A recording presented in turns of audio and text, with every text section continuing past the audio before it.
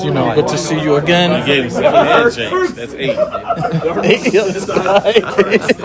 This guy's a good guy, man. No, I was gonna say, man. So I'll definitely try to get in touch with you. I know we have a few mutual friends about the problem with me, but we'll have a little small discussion, not a debate or anything like that. But I wanted to run by Genesis 19:24. Genesis 19:24 calls Jesus Yahweh. It says Yahweh in heaven to Yahweh on earth.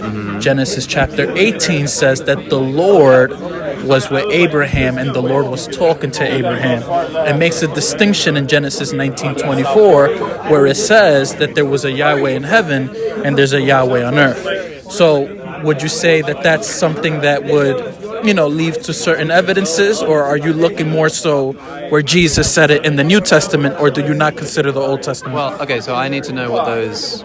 I want to look at those passages and I want to look at the Hebrew of the passages, but I am aware of the fact that a lot of people think that essentially Trinitarianism is baked into Genesis. At the very least, that there's kind of a nod to it. If what you're saying is true, that this is the correct interpretation, that there are sort of two gods at work here, one up there and one down here, then that would definitely open the space for someone like Jesus to come in and claim to be that lesser Yahweh. But even in that context, it's not, as David Wood was talking about tonight, the two powers in heaven idea, even if that did exist in early Christian thought, which it didn't. In fact, I was speaking to the guy afterwards who asked the last question. When I finally managed to actually ask, when is the text actually dated? The text comes from 450 AD. Yeah. And it's reporting a story which probably happened between 50 and 150 AD, which is to say after the development of Christianity. So the idea is that specific interpretation of the 2000 heaven is a response to Christianity. Well, so this would be a way to open that door that doesn't need the 2000 in heaven. Heresy. You know what I mean? It would certainly open that door, but and for sure. But my time is almost up. So let me rush this up. Let me rush this up.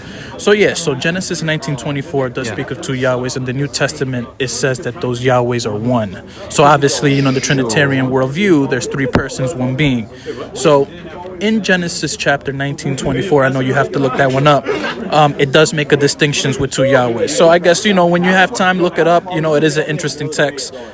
This is the Lord sending down. Yeah. And so then in Genesis 18, that Yahweh was on earth. Yeah, that's the key text for the 2000 heaven. Yeah. Right. Yeah. Sorry. Yeah. Some argue that God is omnipresent, so therefore he was. I didn't realize you were talking about that verse. I know exactly what you're talking about. All right. I'll keep in touch, brother. God bless you.